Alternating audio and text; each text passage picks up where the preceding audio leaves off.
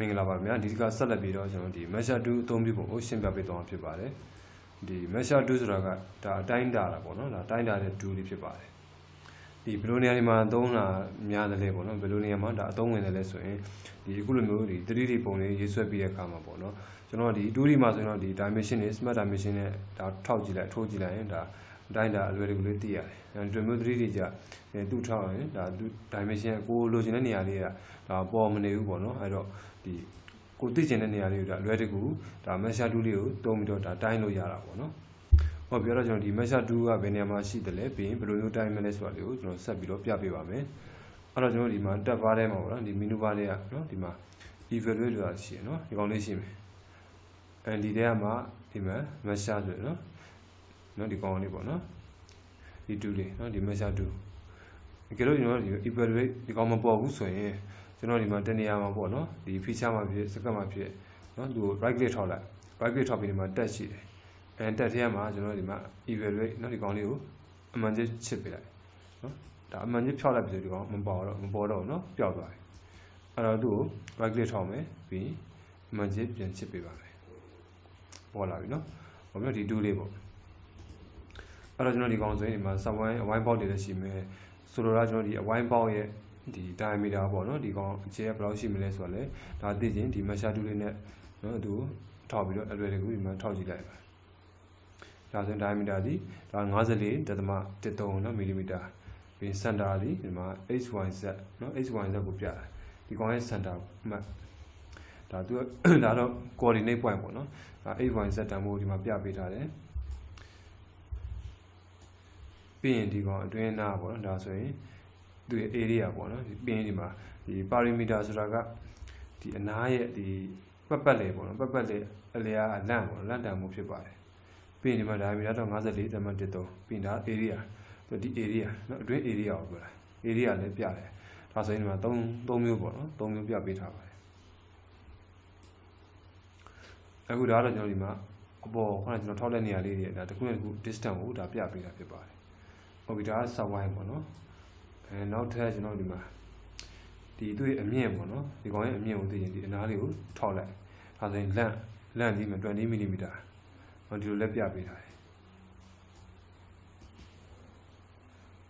ပြီးရင်ဒီမျက်နှာပြင်ကိုသိချင်တယ်မျက်နှာပြင်ကိုသိချင်တယ်ဆိုရင် area ဒီ4384.62 mm square ပြီးရင် perimeter ဆိုတာဒီအနားလေးရဲ့နော်စုပေါင်းလန့်တန်မှုပေါ့နော်ပတ်လည်အနားတန်မှု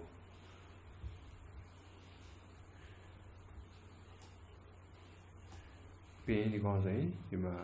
ခြံမာလေးတိတ်တာပေါ့နော်ခြံမာလေးတိတ်တာဆိုရင်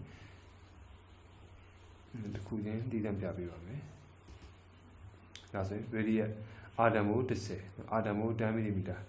center ကသူ့ရဲ့ဒီအဝိုက်ရတာ center point ကဒီနေရာမှာပေါ့နော်အကောင်ရဲ့တန်ဖိုးဒီဒါ h တန်ဖိုးက 13.34ဒါ y က -44.2 ပြီး z ကဒါ30ပေါ့30 mm အဲသူက coordinate point ကိုပြောတာဖြစ်ပါတယ်ပြီးရင်ကျွန်တော်ဒီမှာဒီပေါ်မှာကဒါ coordinate เนาะဒီ xyz နဲ့ဒါပြပေးတဲ့ဒီအတိုင်းတာပေါ့เนาะပြီးရင်ဒီဘက်ကတော့ဒါ point to point เนาะဒီကောင် point to point ကိုရွေးမယ်ဆိုရင်ဆိုတော့ကျွန်တော်ဒီမှာဒီ point နဲ့ကြာဒါဆိုရင် distance 55เนาะဒီ point နဲ့เนาะဒီမှာစမှတ်ကပထမဆုံးထောက်တာဒီဒါသူက step point နဲ့ဒီနေရာနဲ့ဆိုရင်ဒါ219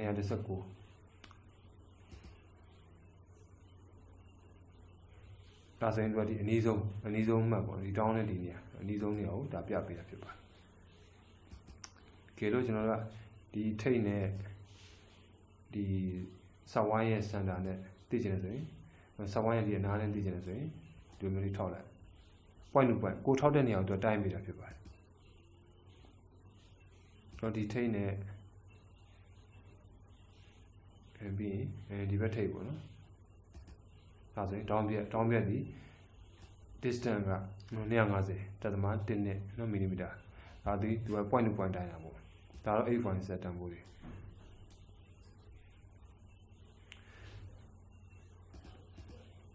ပြီးရင်တော့ဒီမှာ INA နော်ပြီးရင် millimeter ပေါ့နော် inch ရဲ့ millimeter ဒါလက်မစနစ်နဲ့တိုင်းပါလားဒါမှမဟုတ် millimeter unit ကိုသုံးပါလားပေါ့နော်ဒီအောက်မှာ unit precision ဒီကောင်လေးတစ်ချက်နှိပ်ပေးလိုက်ပေါ့နော်ဒီမှာဆိုရင်သူကဒီ use custom setting custom ဆို millimeter နဲ့သုံးရင်ဒီမှာ millimeter ပြပေးတယ်ကြည့်လို့ကျွန်တော် centimeter တွေ meter တွေဒီမှာ inch တွေ feet တွေနဲ့ပြနေတယ်ဆိုရင်ကိုလိုချင်တဲ့ unit မျိုးစာကိုဒီမှာရွေးပေးလို့ရပါတယ်ဒါတော့ document setting ကတော့တွေ့ဒီ default အနေနဲ့ millimeter ကိုပဲဒါ document setting ဆိုတော့ကကျွန်တော်ဒီရေးဆွဲထားတဲ့ design ရဲ့ဒီ model ရဲ့ဒါ unit မျိုးစာပေါ့ဒီမှာဆိုရင် millimeter ပေါ့နော် millimeter ကိုသုံးထားဖြစ်တဲ့အတွက်သူ့ရဲ့ဒီ document setting အတိုင်းပဲသူဒီမှာဆိုရင် millimeter ပဲပြပေးတာဖြစ်ပါတယ်ဒီအခုကျွန်တော်တိုင်းတဲ့ unit နဲ့ဒီရေးဆွဲထားတဲ့ဒီ model ရဲ့เนาะ design ရဲ့ unit နဲ့မတူဘူးเนาะအခုကသူဒီတိုင်းတဲ့ unit ကိုဒါပြတာဖြစ်ပါတယ်ဟုတ်ပြီเนาะဒီထွေထူးတော့တိတ်မရှိပါဘူးเนาะကျွန်တော်ဒီတိုင်းတဲ့နေရာလေးကိုဒါသူက slap ပေးပြီးတော့ဒါထောက်ပေးအောင်ပါเนาะလန်လေးတွေเนาะဒီအနားလေးတွေထောက်ထားပြီးပြပေးအောင်ဟုတ်ပြီเนาะဒါဆိုရင်တော့ဒီ measure tool လေးဒါအသုံးပြုပုံကနားလည်မယ်လို့ထင်ပါတယ်